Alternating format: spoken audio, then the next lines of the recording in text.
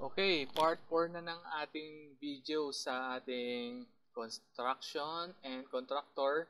Ngayon, pag-usapan naman natin, paano naman natin i-charge yung mga expenses sa projects, no? Or magawa tayo ng report na related sa profitability per job, di ba?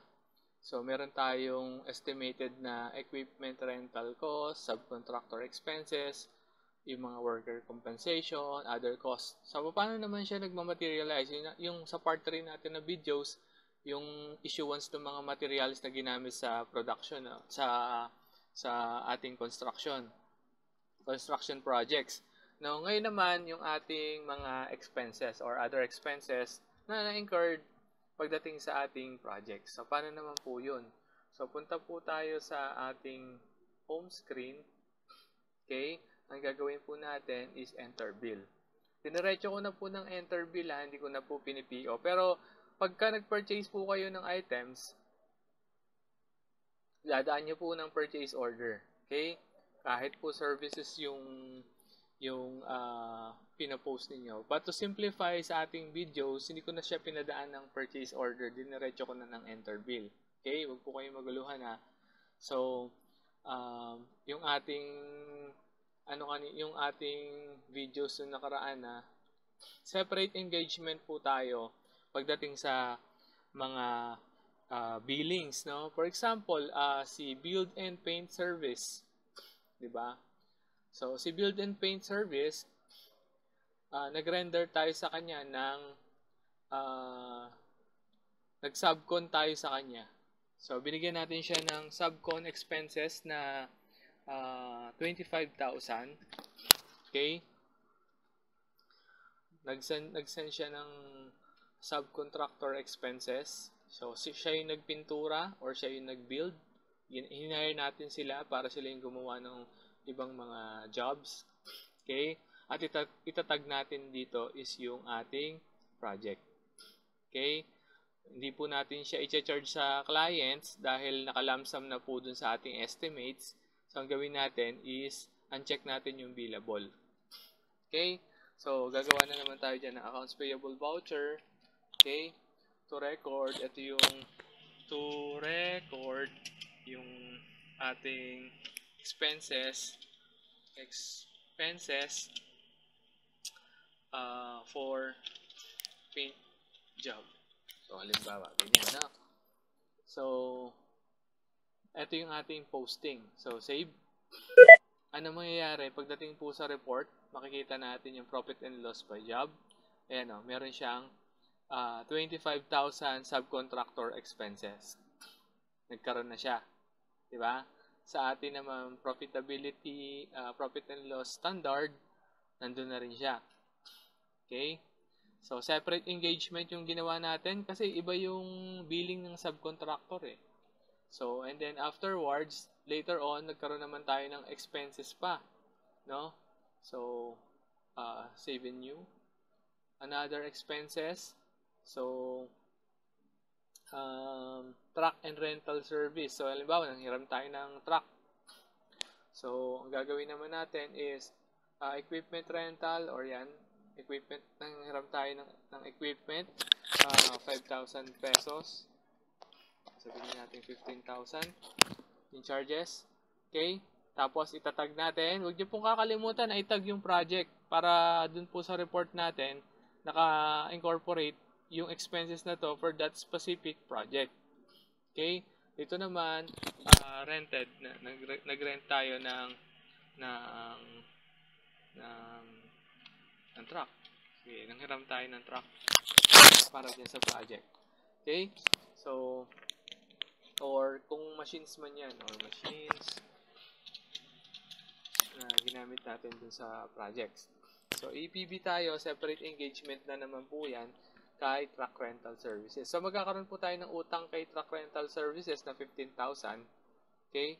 And then, itatag natin yung project na yon. So, save. Okay? Tingnan natin yung itsura ng ating profitability per job. Diba?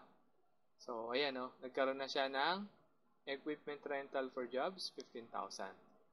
For specific project na 5468. So, wala pa tayong worker compensation and other cost. So, okay. Balik tayo dun sa ating homepage. Save and new tayo.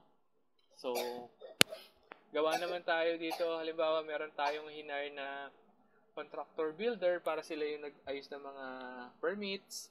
So, gamitin natin yung other construction costs. So, halimbawa, yan yung mga permit, diba? Tapos, kung meron mga other cost dyan, sabihin na natin mga layouts na ginawa, or kung meron man silang mga additional professional fees na construction cost dyan natin ikarga, for example, or pwede kayong gumawa ng separate accounts for that. Okay? So, pwede ding subcontractor yan. So, nagbayad tayo ng other construction cost sa kanya, tapos subcontractor ng iba. Multiple, no? Dalawa yung nirender natin sa kanya na service. Okay? So, halimbawa sa ating mga permits is 5,000 pesos. Tapos, yung subcontractor natin ng professional is, let's say, 15,000. Okay? Huwag natin kakalimutan, itag kung anong projects. Okay? Uncheck na natin to. Kasi doon sa ating estimates, hindi naman siya chargeable. Okay? So, yan. So, APB na naman po tayo. APB, ibang series na naman. Tapos, ito po yung sample na issuance. Sample expenses posting for job. 5468. So, yan yung example na posting ng job natin. Okay? Save and new. Then, afterwards, nagbayad naman tayo ng payroll.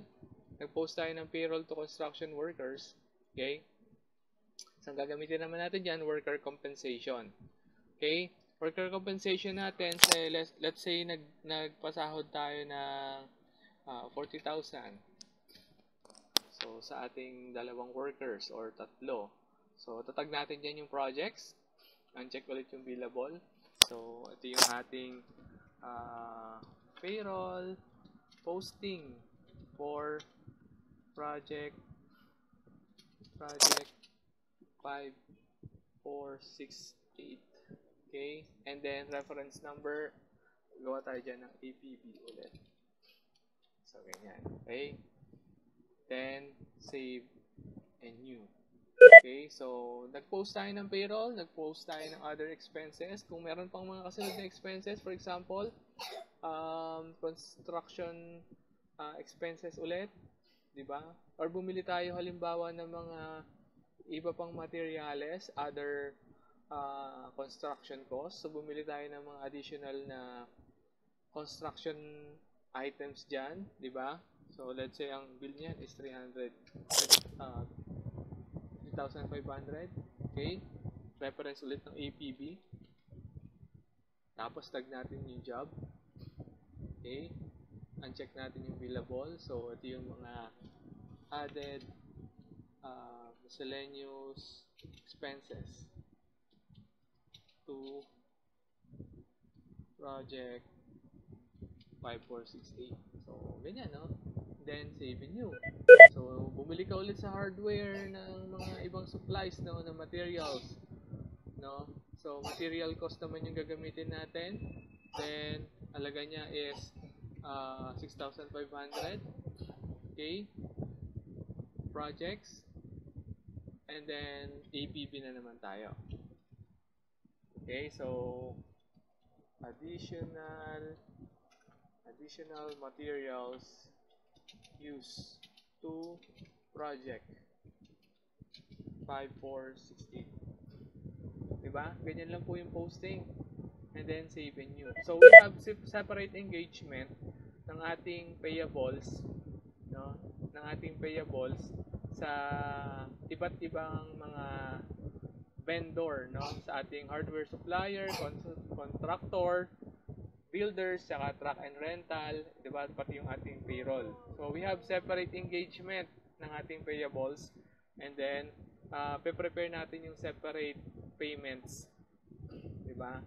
Separate payments sa bawat um, sa bawat expenses natin, okay? So ayan, no, magpe-prepare tayo ng payment kay hardware supplier, or magpe-prepare tayo ng payment kay truck and rental, or post tayo ng payroll posting natin ng expenses ng wages, tapos contractor builder. Di ba magkakaiba siya ng ng services na ni-render natin.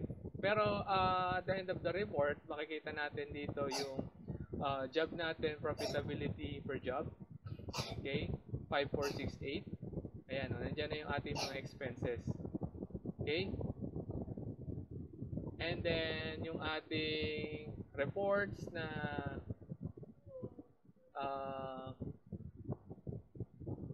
profit and job per estimate versus actual details. Ito yung maganda.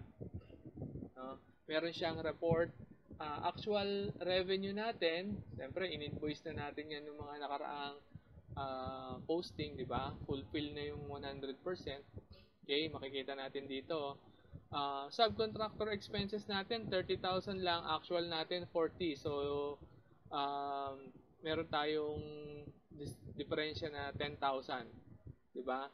And then, dito naman sa worker compensation natin, 50,000 yung budget, 40,000 lang yung naging expenses. So, meron tayong 10,000 na favorable budget. So, pero this time, nag-over-expense tayo, 159,000, budgeted lang natin is 145. Kaya, ang ating profit and loss per job, pagdating sa report, is 91,000 lang. Instead of yung instead of yung expected natin na mas malaki pa, kasi mas malaki yung naging expenses ng actual project this time in this report. So ganun lang po pag-post ng expenses pagdating sa job projects, no, sa ating mga contractor services, construction services, and yung mga architectural firm na nag-charge ng billing. So this is the correct accounting records, kasi po recorded din dito yung ating, di ba, input, sales tax, tsaka purchases tax nandiyan po, no? And at the same time, accurate po yung ating report pagdating po sa ating estimate versus actual profitability per job. Okay? So, yan po naman yung pinaka-importante. Kasi po yung iba, hindi nila na-achieve yung ganitong report kay QuickBooks kasi hindi nila ginagawa yung buong setup. So, kailangan po nyong panoorin yung tatlong videos na nauna. No? Ito po ay pang-apat na videos na. And I hope na naintindihan ninyo. Kung meron po kayong question, i-raise nyo na lang po. Gagawa po natin ng separate videos para ma-explain po natin sa inyo. So, salamat po and God bless!